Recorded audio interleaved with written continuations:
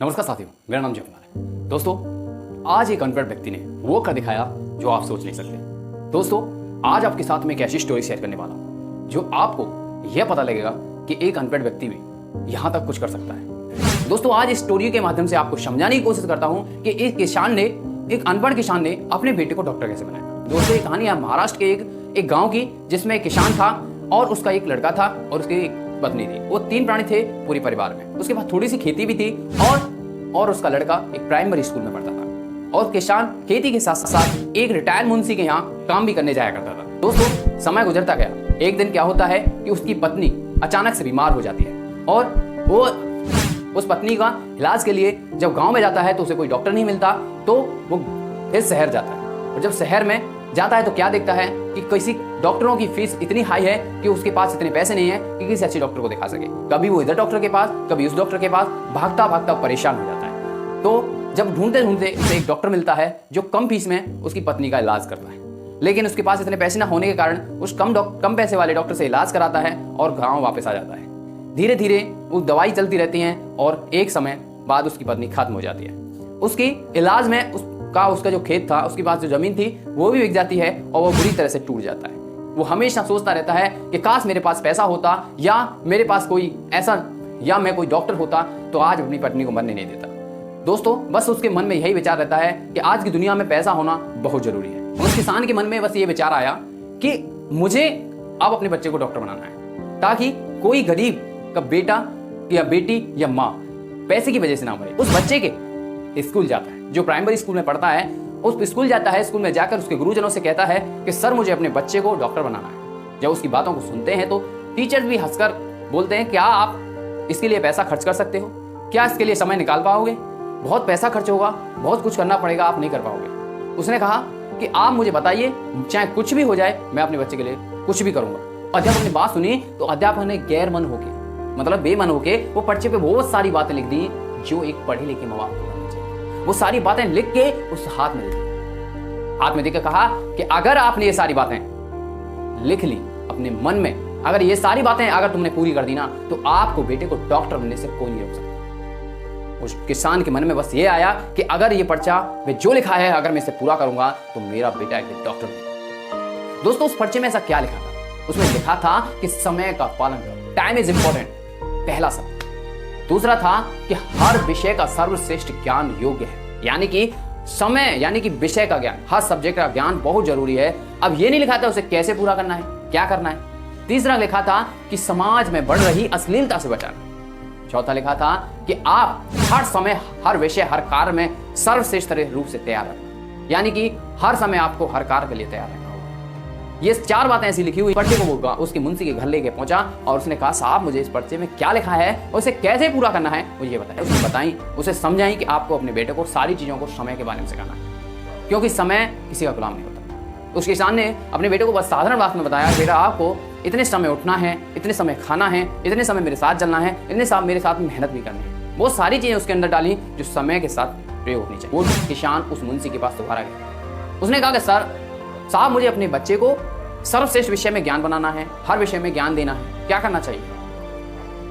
मुंशी ने कहा कि आज नॉर्मल क्या है, आप जाइए किसी दूसरे अध्यापक के पास, इसका ट्यूशन लगा दीजिए जिस विषय में कमजोर है। बात आती है कि चलो ट्यूशन हमने लगा दिया, स्कूल में हमने पढ़ा दिया, अब घर पे आप कैसे मेंटेन करोगे? उसने ये भी तो लिखा था कि सर्वश्रेष्ठ ज्ञान जरूरी है, तो घर पे भी तो देखना होगा मेरा बेटा क्या पढ़ रहा है। तो मुंशी ने कहा कि तू तो अनपढ़ है भाई, तुझे देख नहीं पाएगा क्या पढ़ रहा है। तो एक काम करना, कभी कभार अपने लड़के को अपने साथ ले आया करना, तो जब वो यहाँ मेरे पास रहेगा तो मैं उसका टेस्ट ले लिया करूँगा। तो जब वो वहाँ काम करने जाया करता था तो अपने बेटे को साथ उस मुंशी के घर ले जाया करता था और हमेशा वो वहीं उस मुंशी के घर बैठ के पढ़ता था और वो मुंशी उसे देखता रहता था कि ये क्या पढ़ रहा है, क्या क्या नहीं कर रहा, सारी चीज़ उसको मेंटेन करता है। देखो, 3 जगह से उसे कवर किया एक अनपढ़ इंसान ने, 3 जगह से कवर कर लिया। वो क्या कर सकता था? जब मुंशी ने उस एक दिन किसान से पूछा, ऐसा क्यों कर रहे हो, आप तो अनपढ़ हो, क्या आप कर नहीं पाओगे? तो उस किसान ने बस एक छोटे से लफ्ज में कहा, साहब, मुझ में ज़्यादा पढ़ा लिखा नहीं हूँ, मैं हालात का बहुत बुरी तरह से मारा और उसमें भी मैंने एक चीज़ की थी, वो पहले भी कर रहा था, वो आज भी कर रहा हूँ। वो पहले भी कर रहा था मेहनत और आज भी कर रहा हूँ मेहनत। और मेहनत जो इंसान करता है ना, वो सफल जरूर होता है, चाहे ज़्यादा हो चाहे कम। भले ही आज मैं इतना कुछ नहीं हूँ, लेकिन इतना हूँ कि अपने बेटे को पढ़ा सकता हूँ। और मुझे इतना विश्वास है कि अगर जिस दिन मेरा बेटा काबिल होगा ना, वो भी मेरी मेहनत का रंग जरूर दिखाएगा। उसकी बातों को सुनकर दिल से भी बहुत खुश हुआ और बहुत सोचने लगा कि इसके साथ मुझे भी मेहनत करनी चाहिए। उसने कहा कि तू चिंता मत कर, मैं तेरे साथ। तो मुंशी से उस किसान ने पूछा कि साहब मुझे एक बात बताइए कि समाज की अश्लीलता से कैसे बचाऊं। तो उसने समझाया, आपको यह समझाना है कि बेटा अगर आप कभी भी किसी लड़की के या किसी लड़के के रिलेशन में आते हो, अगर आपको उस पर विश्वास हो तभी वो काम करना जो आपको मन करता है। आप हमेशा इंसान ये सोचता है कि मुझे सच्चाई करनी है, रियलिटी में बदलना, क्योंकि आज की दुनिया में बहुत कुछ बदला है। तूने कहा कि विश्वास पे दुनिया चलती है, ट्रस्ट पे दुनिया चलती है, और जब तुम्हें विश्वास हो तभी कदम बढ़ाना।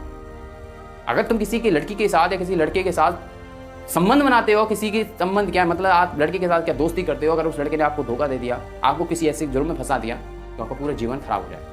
या किसी लड़की ने आपको उसे ब्लैकमेल कर दिया, ऐसा कोई बवाल खड़ा कर दिया जो आपके भविष्य के लिए खड़ा, आप कुछ ना कर सकते। आप सोच सकते हो तो कहीं ना कहीं उस लड़के के अंदर एक विचार तो जरूर होगा, जब कोई स्थिति ऐसी आएगी तो सबसे पहले आपको पकड़ेगा साहब। ऐसी स्थिति में उस किसान ने उसे समझाया कि अगर आप कभी भी ऐसी स्थिति आए बेटा तो आप मुझे बताएं। तो किसान का बेटा बहुत काबिल था, अश्लीलता से बचाया, समझाया, और आज की यही सिचुएशन है कि माँ बाप से बच्चे कह नहीं पाते, माँ बाप बच्चों से नहीं कह पाते। लेकिन उस किसान ने उस बच्चे को समझाया कि समाज में बेटा आप कभी भी किसी के साथ रिलेशन में जाते हो तो समझ लेना कि विश्वास पे चलती है दुनिया। अगर आपने अपने विचार, अपने इमोशन, अपनी इच्छा उस व्यक्ति के अंदर डाल दी और उस व्यक्ति ने आपके विचार और इमोशन के साथ खिलवाड़ कर दिया, तो आप अपनी लाइफ में अपने लक्ष्य तक कभी नहीं पहुंच पाओगे बेटा, और हमेशा वहीं फंस के रह जाओगे और हमेशा रोते रहोगे और एक दिन अपने आप को खत्म कर लोगे। तो यही दुनिया की सच्चाई है दोस्तों। अब बात आती है कि हर समय परीक्षा के लिए कैसे तैयार रहें और हर कार्य के लिए कैसे तैयार रहें। उसने कहा था बेटा कोई काम छोटा नहीं होता, भले आप बड़े डॉक्टर बनो, बड़े ऑफिसर बनो, कुछ भी बनो, ये तो मेरा सपना है, लेकिन आपका सपना क्या मैं नहीं जानता, लेकिन मेरी इच्छा है कि मुझे एक डॉक्टर बनाना है। आपने भी देखा था आपकी माँ को कैसे स्थिति में मर गई, छोड़ के चले गई हमको। उसकी बेटा उसकी बातों को बड़े ध्यान से सुन रहा था। हर कार्य को कभी कभी क्या होता है कि बच्चे पढ़ जाते, बहुत आगे तक पहुंच जाते, जब उन्हें कोई नौकरी नहीं मिलती ना तो बहुत दुखी हो जाते हैं। परिवार का प्रेशर होता है कि आप इतने पढ़े लिखे हो, कुछ नहीं कर पा रहे, तो बहुत सारे बच्चे तो आत्महत्या तक कर लेते हैं। वो अपनी हार मान जाते हैं, छोड़ देते हैं, अरे कुछ नहीं है, जीवन बेकार है। लेकिन बहुत सारे बच्चे उस किसान की बेटी की तरह अपने ईगो, अपने अहंकार को निकाल कर वो काम करते हैं जो छोटे से छोटा हो, चाहे भले एक मजदूरी क्यों ना करनी पड़े, चाहे दुनिया उससे भले ये कहती रहे अरे यार तू तो इतना पढ़ा लिखा है, इतना सब कुछ कर सकता है, फिर भी तू ये मेहनत कर रहा है। अगर वो अहंकार, वो ईगो अगर तुम्हारे अंदर घुसा है ना तो आप कभी कुछ नहीं कर पाओगे। तो उस बच्चे से यही समझाया था, बेटा आप कभी भी हर कार्य और हर समय, हर कार्य, हर परीक्षा के लिए तैयार जब भी हो सकता है इंसान जब अपने अहंकार मन करता है।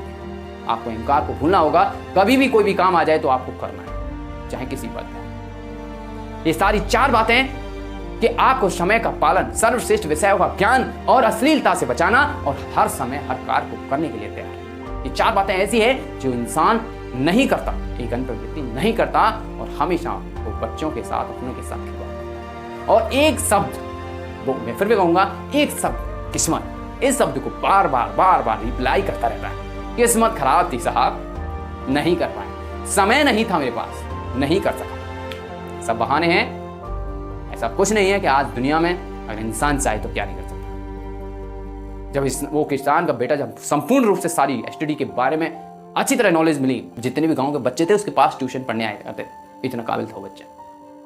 जितना पैसा उसकी पढ़ाई में खर्चा होता था ना, उतना पैसा तो वो खुद कमा लिया करता था अपने घर पे बैठ के। सोचो किसान के पास इतना पैसा कहां से आया? उस बेटे ने, जब इतना काबिल हुआ तो उस बेटे ने भी मेहनत करना शुरू की।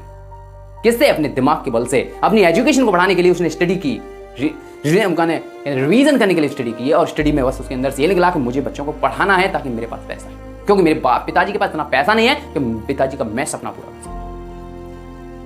और वहां से उसने पैसे अर्न किए, पैसा कमाना शुरू किया, और धीरे धीरे वो एक बहुत बड़ा डॉक्टर, एक अच्छा डॉक्टर बन चुका था।